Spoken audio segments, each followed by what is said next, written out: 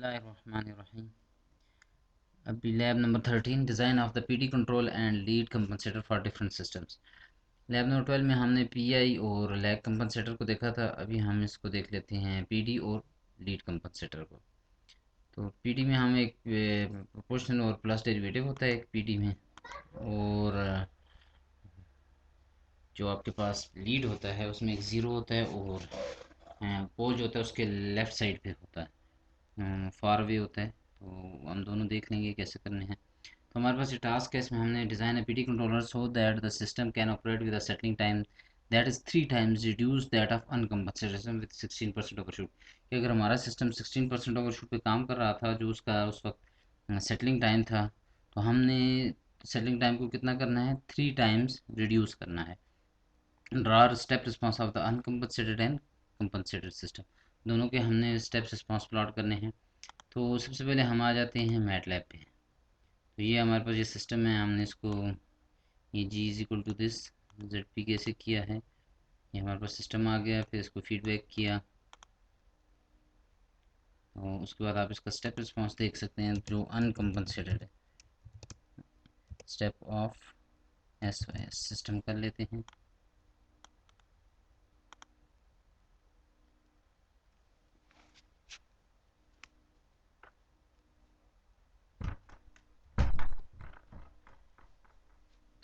ये हमारे पास उसका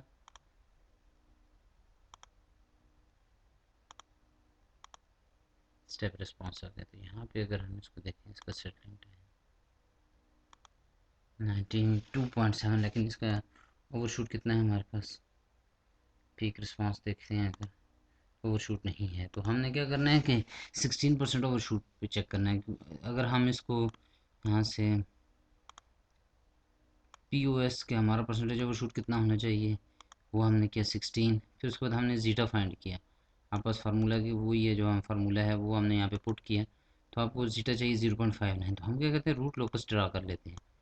रूट लोकस क्या करेगा, हमें बताएगा कि इसका रूट्स का पाथ किधर है। तो ये इसका रूट्स का पाथ है।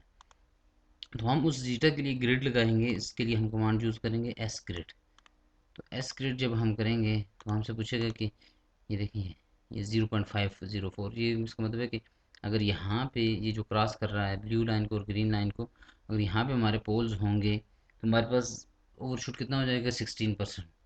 तो 16% पे हम दोबारा उसका सेटलिंग टाइम देखेंगे, और उस सेटलिंग टाइम पे उससे हमने 3 times उसको रिड्यूस करना है। तो अगर ये देखें, फिर उसके बाद मैंने हमने एक्सेस थोड़ा सा एडजस्ट किया, इसलिए किया कि ये देखें यहाँ पे काफ़ी -25 10 ये बहुत बड़ा है। हमें थोड़ा सा ये वाली चीज़ जगह चाहिए, हमें ये ज़्यादा स्केल नहीं चाहिए। तो हम इसके लिए इसको एक्सेस को एडजस्ट करेंगे। अभी हमने एडजस्ट किया तो ये देखें ये आ गया हमारे पास। तो बेसिकली यहाँ से अगर रिस्पॉन्स देखें, यहाँ पे ये जो पॉइंट है यहाँ पे और यहाँ पे अगर पोल्स होंगे तो आपका क्या होगा, ओवरशूट 16% होगा। तो यहाँ पे हम देखेंगे सेटलिंग टाइम क्या है इसका। तो आप बस एक रूट लोकस फाइंड, तो हमने ये कमांड होती है जो हमें बताती है कि आपके उस जगह पे पोल्स की लोकेशन क्या है और गेन क्या है। अगर हम इसको रन करें, वेट करेंगे, तो ये देखें ये कहेगा कि आप कौन से पॉइंट को देखना चाहते हैं, पोल्स देखना चाहते हैं या गेन में क्या। तो मैं यहाँ पे देखना चाहता हूँ पोल्स को। मैं एग्जैक्ट उससे कोशिश करूँगा, थोड़ा सा आगे पीछे हो गया, लेकिन आपने एग्जैक्ट देखना है। तो ये देखें यहाँ पे पास पोल्स भी आ गए हैं -7.5, और 2 इमेजरी पोल्स आ जाएंगे। क्यों, अगर आप देखें तो आपके पास 2 पोल्स थे, यहाँ पे और तीसरा थोड़ा दूर था। तो ये आप करीब आएंगे तो ये ऊपर चला जाएगा, ये ऊपर चला जाएगा। उसका गेन की क्या वैल्यू है, 41.380। तो यहाँ से आप ये चीज़ फाइंड कर सकते हैं। तो यहाँ से हमें क्या चाहिए, सेटलिंग टाइम के लिए आपके पास फार्मूला क्या होता है, 4/जीटा ओमेगा एन। तो हमें क्या चाहिए, उनकी डैम्पिंग रेशो चाहिए और ओमेगा एन चाहिए। तो ये क्या करेगा, अगर इसको में डैम्प की कमांड है उन उस पोल्स के लिए, तो हमारे पास ये देखें, अगर हम ये करेंगे तो हमारे लिए हमारे पास जो पोल्स तीनों आए हैं उनके लिए जीटा आ गया ये 7। ये जो 2 आ रहा है ये 2 सेम पोल्स हैं। ये देखिए मिरर है ना, एक ये ऊपर है तो उसका मिरर ये नीचे है। तो इसी दोनों का डैम्पिंग रेशो सेम है, इस तरह ओमेगा एन भी सेम है। तो हमारे पास ये दोनों डोमिनेंट पोल्स हैं, इसका इतना इफेक्ट नहीं है जितना इन दोनों का होगा। तो हम यहाँ से टी एस फाइंड कर लेंगे, 4/जीटा 1/2। ये ब्रैकेट में 2 का मतलब ये है कि हमने ये सेकंड वाला लेना है, फर्स्ट वाला नहीं ले रहे। इंटू मेगा एन ऑफ 2, तो इसका लेना है क्योंकि ये दोनों सेम है। तो इससे मेरे पास क्या आ जाएगा, देखिए ये सेटलिंग टाइम कितना आ जाता है, यहाँ से हम कैलकुलेट कर लेते हैं। देखिए 3.28 आ गया। तो अब हमारे रिक्वायर्ड क्या है कि 3 टाइम्स लेस होना चाहिए, हमने टी रिक्वायर्ड कर दिया। तो अब हमें चाहिए 1.0934। हमारे रिक्वायर्ड सेटलिंग टाइम क्या है, 1.0934। तो अब हम सीसो टूल में ये सिस्टम को देंगे और वहाँ पे अपना डिज़ाइन करेंगे। यहाँ पे सीसो टूल पे गए, तो यहाँ पे आ गए। ये देखें वही चीज़ है जो लैब नंबर 11 में 12 में किया था।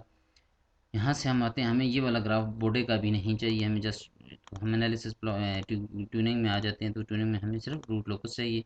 तो ये आपके पास रूट लोकस में क्या आ जाएगा, ये आ जाएगा। यहाँ पे हम जीटा लाइन लगा देते हैं जो आपकी रिक्वायर्ड है न्यू डिज़ाइन रिक्वायरमेंट्स में। ये परसेंटेज ऑफ शूट, ये हमारा 16% था, तो ये 16% भी, ये वही चीज़ आ गई है। अब हमारा टी रिक्वायर्ड देखें 1.09 है, तो हम यहाँ से दूसरी रिक्वायरमेंट दे देते हैं टी सेटलिंग की। सेटलिंग की हमारे पास आ जाएगी, यहाँ से वैल्यू आप लिख लें 1.0934। ठीक है, ये आ जाएगा, ये वो वाला लाइन। अब हमारा रूट लोकस यहाँ से गुजरना चाहिए, जहाँ इंटरसेक्शन है यहाँ से गुजरेगा, तो हमारे पास सेटलिंग टाइम क्या आ जाएगा, 1.0934। अब हमने क्या करना है कि पीडी कंट्रोलर लगाना है। पीडी कंट्रोलर अगर ज़ीरो को पुट करें, ये देखें यहाँ पे अगर मैं पुट करता हूँ, अगर इसको मैं अवे लेके जाता हूँ तो मेरा रूट लोकस इस तरफ जा रहा है, राइट साइड की तरफ। अगर मैं इसकी तरफ लेके आ रहा हूँ, देखते जाएँ कि रूट लोकस बेंड हो रहा है उस पॉइंट की तरफ। तो हम इसको क्या करेंगे, इसको आगे मूव करते जाएंगे करते जाएंगे करते जाएंगे। इसको थोड़ा सा मैक्सिमाइज़ कर लें, ये तकरीबन ये आ जाएगा। और रूट्स को हम वहाँ पे लेके चले जाते हैं। जो ही इसको हम लेके यहाँ पे जाएंगे, तो ये तकरीबन यहाँ से अगर हम एनालिसिस प्लॉट इसका देखें, एनालिसिस प्लॉट स्टेप रिस्पॉन्स हमने देखना है, ये आ गया। तो यहाँ पे इसका सेटलिंग टाइम देखें, करेक्टरिस्टिक्स में जाएँ, सेटलिंग टाइम देखें 1.16। ठीक है, तो ये 1.09 1.1 के करीब बन रहा है। तो हमारे पास सेटलिंग टाइम की रिक्वायरमेंट फुलफिल हो गई है।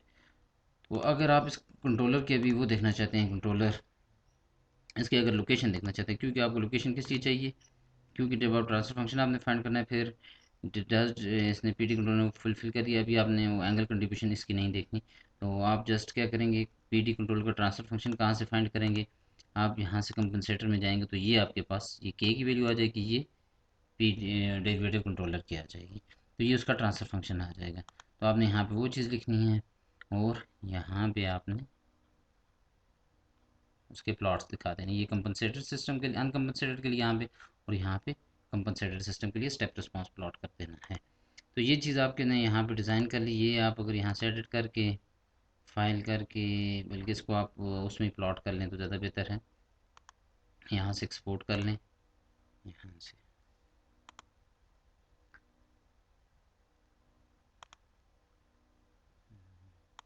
यहीं पे जाएं, फाइल एक्सपोर्ट करें। एक्सपोर्ट अब आपने क्या करना है, कंपनसेटर को एक्सपोर्ट करना है, एक्सपोर्ट टू वर्क स्पेस। तो सी के नाम से यहाँ पे एक्सपोर्ट हो जाएगा।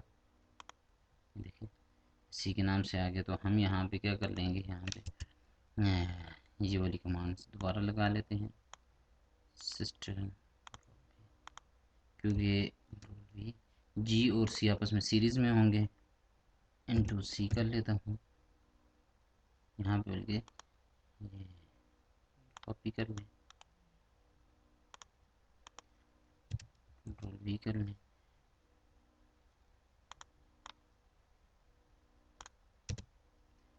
ये सी कैपिटल है तो इसको कैपिटल ही लिखना पड़ेगा। ये देखिए सी कैपिटल है।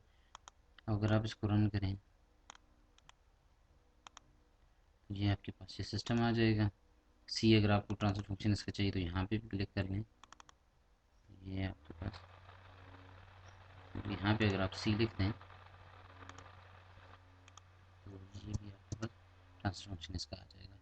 तो अभी ये आ गया, तो अभी हम इसका स्टेप रिस्पॉन्स देख लेते हैं, स्टेप ऑफ सिस्टम।